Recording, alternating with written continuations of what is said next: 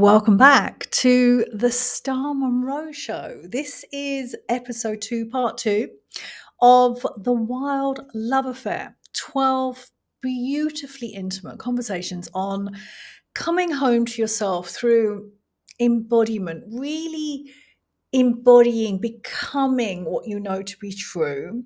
Devotional living, living in devotion to who you are rather than being at war with who you are. I know that very intimately myself in my life, and deeper intimacy. I always say that if you want to change anything in your world, it starts and ends with you. You've got to be willing to deepen into the relationship you have with yourself, get to know yourself on deeper layers. Today, I'm really excited as I am going to be reading from my new book today, My Wild Love Affair. And this is the chapter that changed everything for me, because this is the moment I stopped lying to myself. And it was a rupture. It was the rupture that began it all.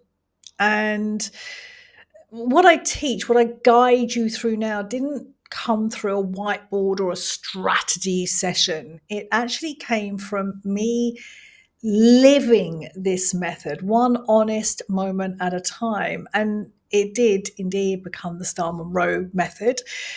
The 5 sacred portals women walk through when they're ready to return to themselves.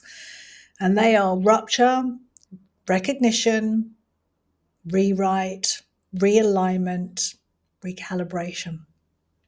A wild love affair with your life, a devotion to living honestly, deeply on your own terms. And it begins here. If you felt that quiet ache that you can't outrun, that whisper that will not stop whispering, if you've known something had to change in your life, in your body, the way you're moving through it, your relationships, but you didn't yet have the words, this is for you. So I'm going to read from the first chapter, and the first chapter is indeed called Rupture, as I gently find the page. Let me take you back to September 2023. I was living on the Turkish Riviera. A few years earlier, I'd left the UK to pursue my dream of living abroad. I wasn't just chasing the dream, I was living actually inside it. I was running a business I loved, waking up to sea views. As I look out my window, I can see the sea views from where I am. Swimming in turquoise waters. My life was golden. Fresh figs from the market, long afternoons in the sun, flowing dresses that made me feel like an absolute goddess. And from the outside, it looked like I had created a life most women only fantasize about. And I had, but it wasn't the whole story. You see, no one could see the truth I was still trying to outrun. I was drinking most nights, not excessively, but enough to stay numb, enough to silence the ache that started to hum louder the quieter my life became. And most nights I'd sit curled up on my lounge chair, wine in one hand, phone in the other, swiping mindlessly through profiles, half daring the night to offer me something better than myself. I was still chasing conversations that went absolutely nowhere. This pain, it hurts as I'm going to read this next line. I was still, hoping someone would pick me. Here's how I coped and dealt with all of that. I told myself it was harmless. I laughed off my behavior. I remember laughing with my neighbor at the time. Oh, check me out. This is what I'm doing. And I pretended it didn't matter. but it did. The disconnect was getting louder, and deep down, I wasn't proud of how I was living. There was a part of me that just knew, and this is when I say that internal war. I was doing things, but inside it just felt like a battlefield. And so here comes the war. There was a part of me that didn't want to stop. I still wanted the wine, the men, the rush of being seen, but I didn't want to deal with the heaviness of the shame that followed. And if you've built a life and your life is looks pretty good from the outside, successful life, if you built your life from any mode of survival, then you will have a first-hand experience of how shame weaves its sneaky way into your life. You see, I wanted the habits, not the consequences. My mind was in total conflict. As I said, I was at war with myself. I was torn between the comfort of the familiar and the pull. And my goodness, there was a strong pull towards change.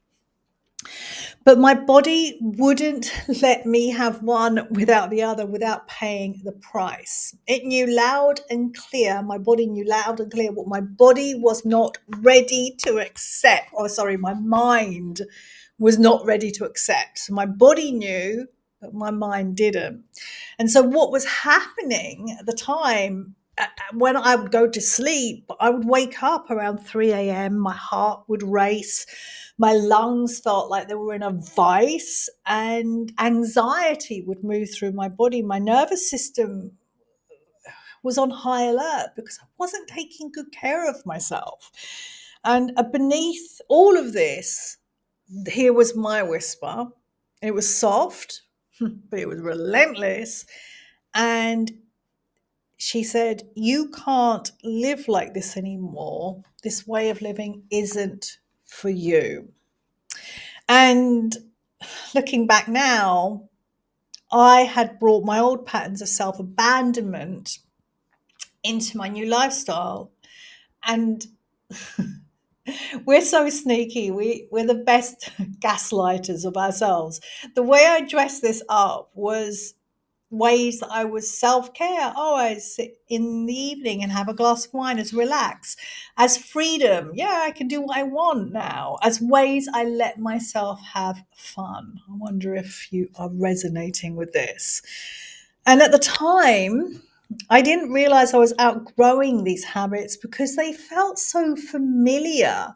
And this is the journey back home. We will be asked we will be asked very firmly to let old identities go, the parts of us that no longer are serving us.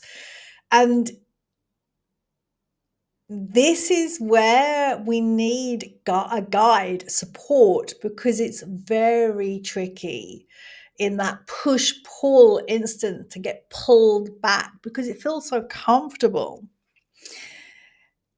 And I remember this well, this push pull, but something deeper in me, it was my soul, my higher self.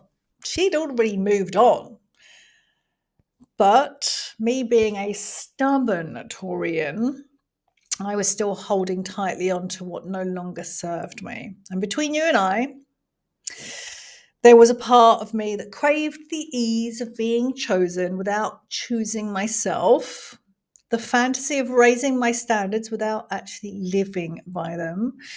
And I wanted to feel worthy without living like it. I wanted to become the woman I glimpsed in fleeting moments, but I wasn't actually changing how I lived. Take a moment here with me. Oof. And how I wrote my book, My Wild Love Affair, is as I entered into the portal and talked, because it's part memoirs, talked about my experience, what was going on with me. What I've then done is, as I've moved further and further away from these periods of my life, I'm looking in now with a new perspective. And so I'm coming in from another angle on the rupture, and it's more guidance and support here. So that 3 a.m. ache, that was the beginning for me. I knew I couldn't keep living like that. And maybe this is where it starts for you too, in that quiet dissonance, that invisible tug, the tension in your chest that no amount of breath work can loosen, no meditation can dissolve, no journaling can make sense of. And it's going to show up in whispers, in habits that once felt nourishing but now feel wrong, in routines that no longer fit, in the subtle but relentless sense that something is off. None of this is random. These are what I call red threads. They are subtle clues pulling you back to yourself. You see, inside you, inside me, we have, you can call it whatever you want, soul, higher self, your genius. That is who we are here. We are here to live that version of us out. And it means that we have to burn through the masks, the identities, the conditioning, the generational lineage that we've picked up along the way. And we've done it so long, it becomes, well, it has become you. And so this is why this period, this rupture, can feel very confusing, and it can feel like you're at war with yourself, because you're cracking open, you're coming out your comfort zone, and you're coming into the unknown land. And I remember a long time ago, I was listening to a shaman talk, and they say around the unknown periods in our life, they are the most potent periods of our lives when we do not know, if we do not meddle.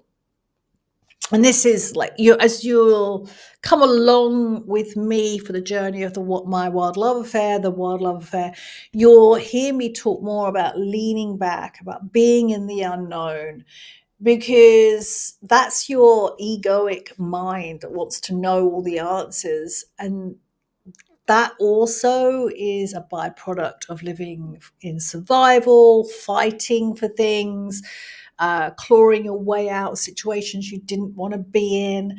And it is a new way of living, which is what I'm here to guide you into, where you can drop into the unknown, however uncomfortable it is, and be there. Be there without meddling.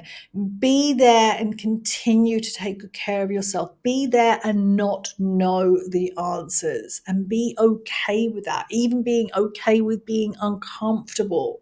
This is the work. Otherwise, what human beings will do in the unknown is that they will force the answers to come to them. They will cajole life. They will try to bargain with life. And it will feel like an uphill struggle. And life wants to flow. There's an ease to life. There's a sensuality to life. There's a flow to life. And it comes in when we can step back. So, and listen to the red threads. Listen to them and not numb them out with, and there's no judgment here. I've been there, I've done it, not numb them out with drinking or swiping on an app or shopping or putting your head in the sand when you and your partner are not talking, saying that you'll get over it, but you keep doing the same thing, or telling yourself it doesn't matter when one of your children isn't talking to you. The red threads. It's all about telling yourself the truth. And I went off for a side note. I'm going to come back to the book. It's what I wrote here is, just in case your ego tells you to start looking for a strategy, This journey back home doesn't start with a plan. It starts with truth, with admitting how disconnected you've become, with noticing how much more effort it takes to keep doing all the things that you've done for so many years. And in this willingness to, wow, there's a whisper here. I'm going to listen to it. I'm going to listen. That's the first step. You've got to listen to the whisper.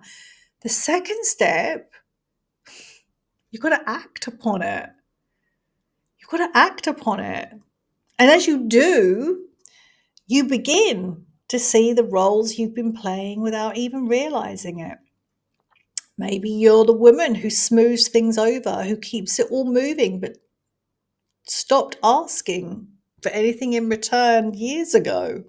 The one who knows how to hold it all, but who holds you. Underneath that, if you're willing to look closely, it's your soul, your higher self. It's the part of you that's been waiting for your return. The one who knows something has to shift, even if she doesn't yet know what.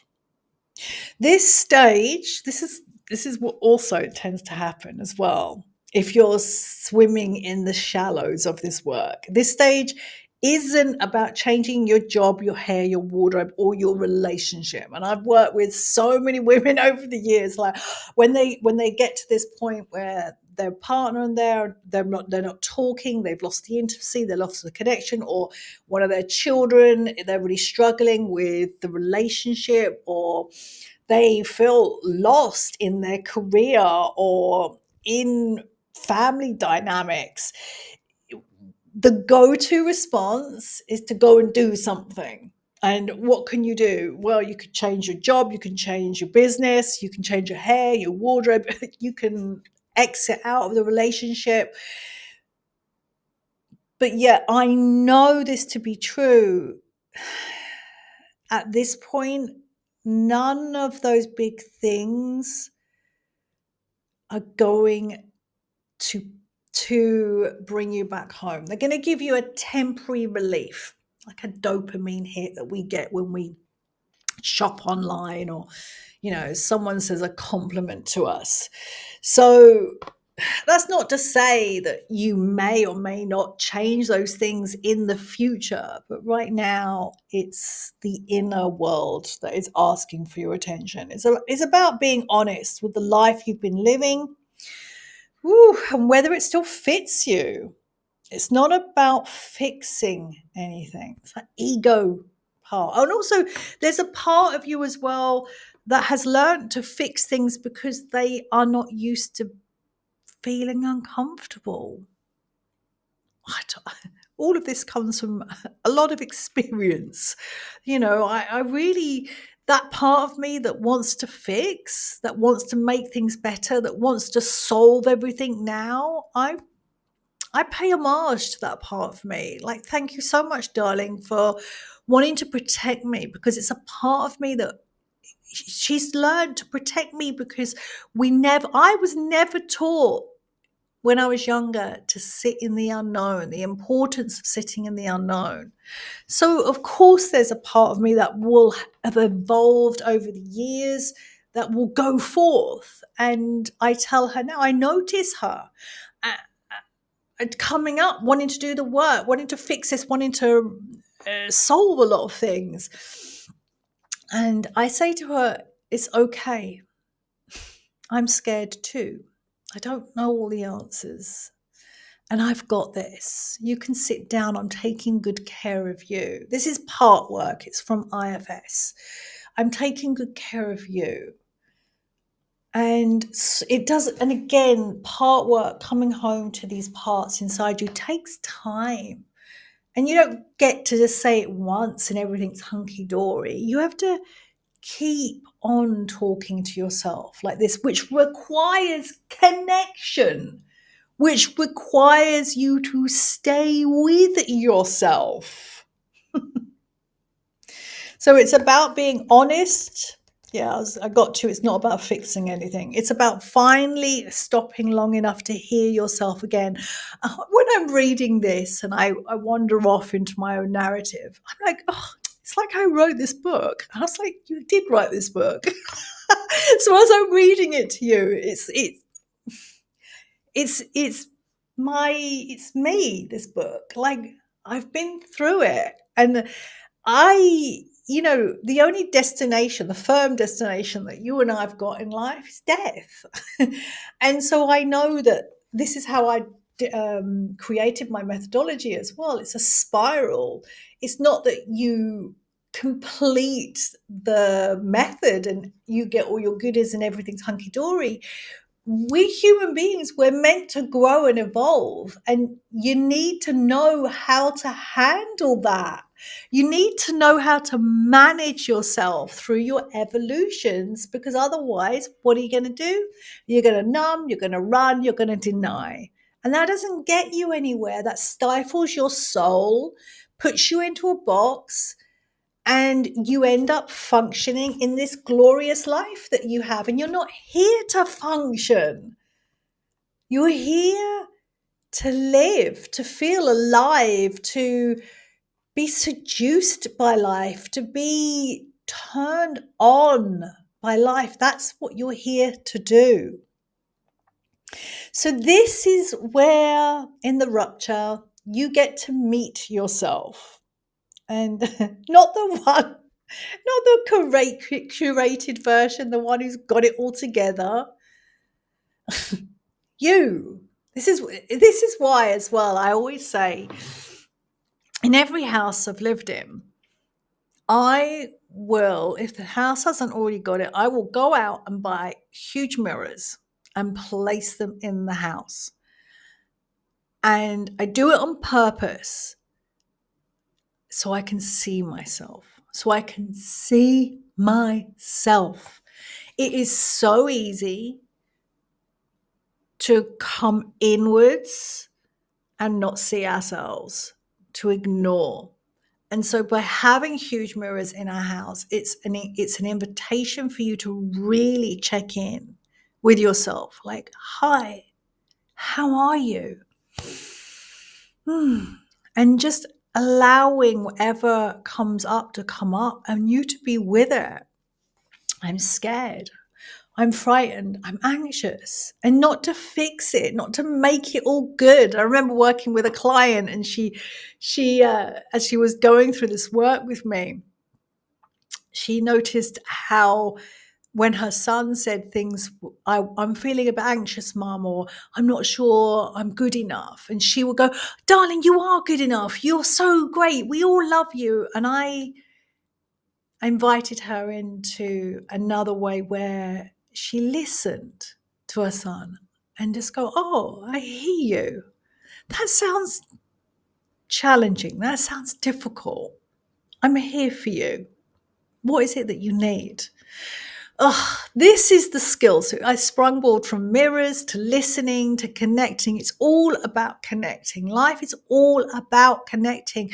I'll hold my hand up here. I have been an ice queen in my life. I'm still an independent woman. It's very easy for me to do everything, to isolate myself away. And yet it's lonely. It's lonely. And life is about connection. Life is about relationships. Life is about intimacy. Life is about love. Life is about being safe in who you are, loving who you are, standing by yourself all the time and taking that you wherever you go. This is why I talk about self-abandonment. This comes up so sneakily. And when you stop self-abandoning and live in self-devotion, you have this beautiful relationship with yourself that sends ripple effects out into the world. So I'll go back to the book. This is where you meet yourself. yourself. Not the polished one, not the one that's holding it all together, the one beneath it all, the one carrying the desires you shelved, the one bearing all the aches you silenced, the one you almost forgot you were waiting for. And I tell you what, in this busy life with so many distractions, it's so easy to become disconnected. And this is why I'm here to do this work, to give you a path, a route back to you, to be connected to yourself. This is the depth of the work. Being connected to yourself will change everything. This is part rupture, part unraveling. This is the work. This is the slow, steady unhooking of the roles, the routines, and the rules that you were never truly meant to carry. They're not yours. And this is the beginning of your wild love affair. And this is why I talk about the wild love affair. This is what you're here to have. Take a moment with me. Breathe a little deeper, a little longer into your body. And if this speaks to you, allow this to be your beginning. This is the first portal inside my world. The moment you stop lying to yourself and start living in alignment with what you know to be true. You know what is true. There's a part of you that knows. If you're ready to take this journey with me, begin with My Wild Love Affair. It's available paperback, hardback, Kindle, via Amazon. Join the waitlist for the School of Devotional Living. I'm excited for this. We start in September, and this is where you will slow down, listen to this, and curate a sensual, intentional life that feels deeply yours. Or step into private mentorship for the intimate, bespoke guidance as you walk this path. This is your invitation to live a life that feels honest, grounded, beautiful on the outside. I know it's there, but we're making it as beautiful on the inside. It feels beautiful. Like, I take it at it feels like cashmere wrapped around you with the most beautiful scent in the air. So it's living a life that seduces you. That's what you're here for. A life that is unmistakably yours. Until next time, in devotion.